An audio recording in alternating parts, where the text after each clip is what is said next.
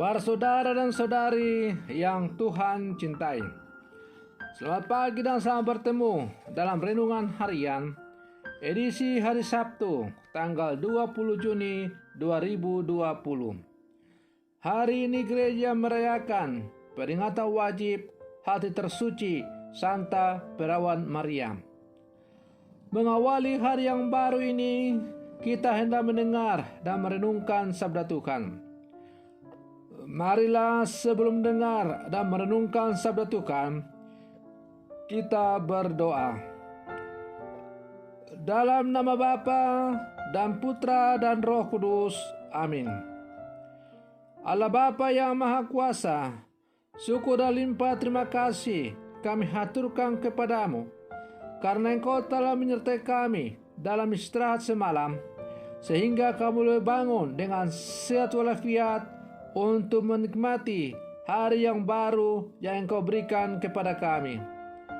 Syukur dan limpah terima kasih kami haturkan kepadamu, karena Engkau masih memberi kesempatan kepada kami untuk hidup di hari yang baru yang Engkau anugerahkan kepada kami ini.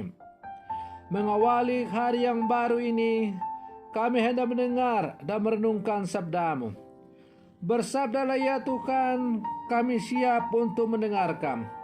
Semoga teladan Bunda Maria selalu menjauh seluruh kehidupan kami dalam kehidupan kami sehari-hari. Terpujilah Engkau Bapa, Putra, dan Roh Kudus, kini dan sepanjang segala masa. Amin.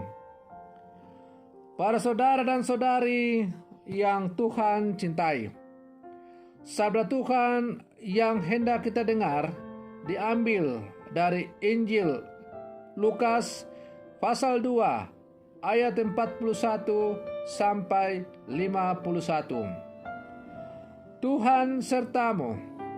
Inilah Injil Tuhan kita Yesus Kristus menurut Santo Lukas.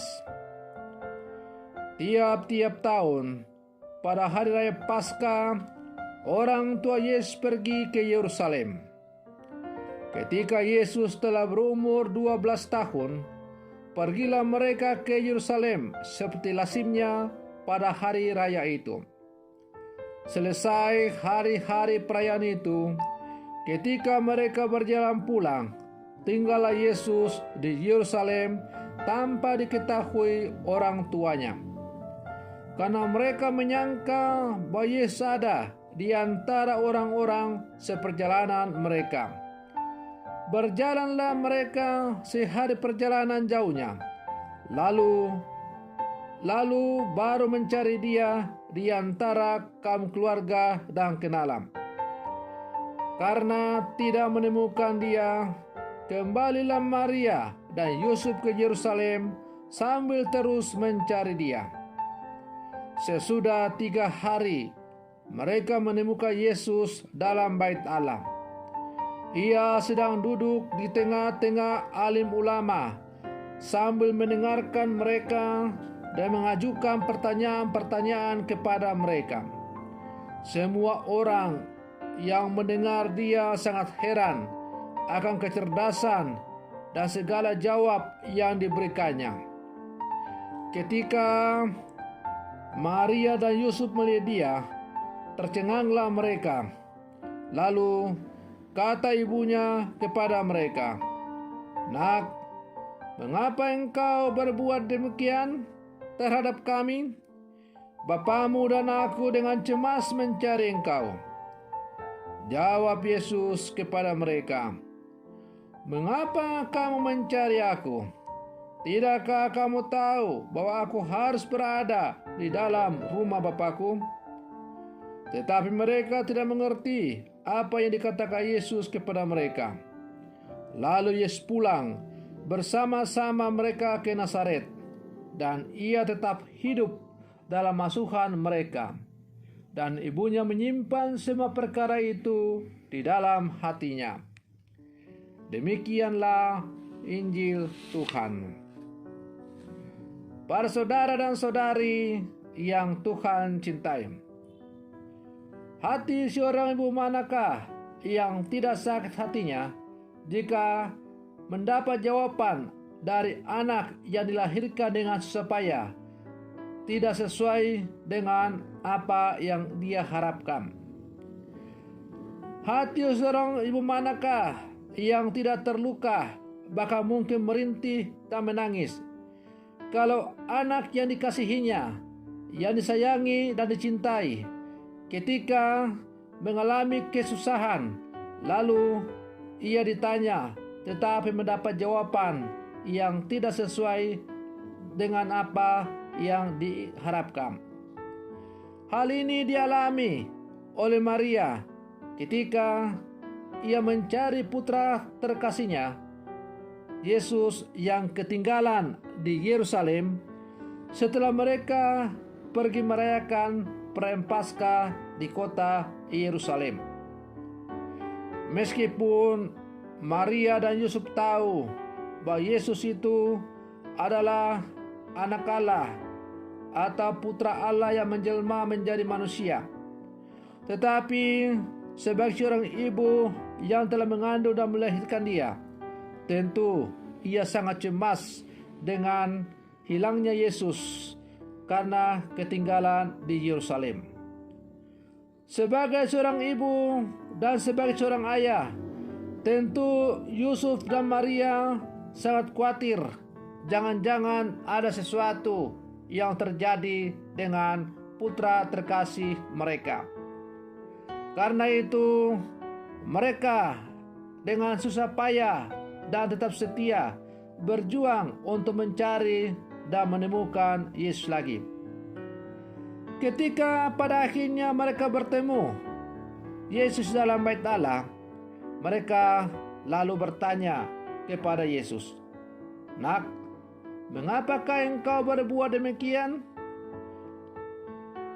Aku dan ayahmu sedang susah-susah mencari engkau." Apa jawaban Yesus? Yesus menjawab, "Mengapa kamu mencari aku? Bukankah aku harus berada di dalam rumah Bapakku?" Tentu sebagai seorang manusia biasa, pasti Maria terkejut dengan jawaban dari Yesus itu. Tetapi sebagai seorang beriman, Maria sungguh menyimpan semua rahasia itu di dalam hatinya. Ia mencoba menerima dan merenungkan segala peristiwa itu dalam terang imannya yang mendalam kepada Allah. Seperti ketika dia akhirnya mengiyakan kata-kata malaikat Gabriel yang datang kepadanya untuk menyampaikan bahwa dia harus menanggung putra tunggal Allah dengan berkata, "Aku ini hamba Tuhan, terjadilah padaku menurut perkataanmu." Maka kalau kemudian gereja memberikan tempat khusus penghormatan kepada Bunda Maria, bukanlah sebuah kebetulan, karena Bunda Maria telah memberikan contoh teladan bagaimana hidup sesuai dengan apa yang dikehendaki oleh Allah. Para saudara dan saudari yang Tuhan cintai, kalau hari ini gereja merayakan hati tersuci Bunda Maria, maka kita diajak untuk merenungkan supaya dalam seluruh kehidupan kita selalu mencontoh teladan dari Bunda Maria. Bunda Maria selalu mengutamakan kehendak Allah dalam seluruh kehidupannya. Bunda Maria ketika mengalami pergumulan hidup yang sungguh hebat, ia tidak pernah melarikan diri dari hadapan Allah. Ia tetap berjuang untuk selalu menyandarkan pengharapannya kepada Allah. Maka Bunda Maria layaklah disebut sebagai Bunda Gereja, karena ia telah diserahkan oleh Yesus sendiri kepada kita, bahwa dia adalah ibu kita, ibu gereja, ibu orang beriman. Maka kita yang sekarang hidup ini adalah putra dan putri Bunda Maria. Sebagai putra-putri yang lahir dari rahim Bunda Maria melalui gereja Katolik, kita diajak untuk merenungkan supaya dalam seluruh kehidupan kita selalu mencontoh teladan yang telah diajarkan oleh Bunda Maria kepada kita. Sebagaimana orang tua kita, ibu kita selalu mengajarkan hal-hal yang baik supaya hidup kita semakin terarah dengan baik pula. Maka demikian pula lah Bunda Maria juga sebagai bunda kita, bunda gereja, telah mengajarkan kepada kita bukan hanya dengan kata-kata, tapi juga dengan contoh teladan hidup yang nyata, bagaimana hidup sesuai dengan apa yang diajarkan oleh Tuhan. Maka marilah dalam seluruh kehidupan kita semakin menjadikan Bunda Maria sebagai bunda kita, dan kita berjuang untuk melaksanakan segala sesuatu yang telah ditunjukkan oleh Bunda Maria kepada kita. Semoga dengan pertolongan doa-doa Bunda Maria, kita sebagai putra-putrinya yang hidup di zaman sekarang semakin terarah dalam pencarian kita ini menuju kepada rumah Bapa di surga. Semoga demikian. Selamat pagi, Tuhan Yesus memberkati.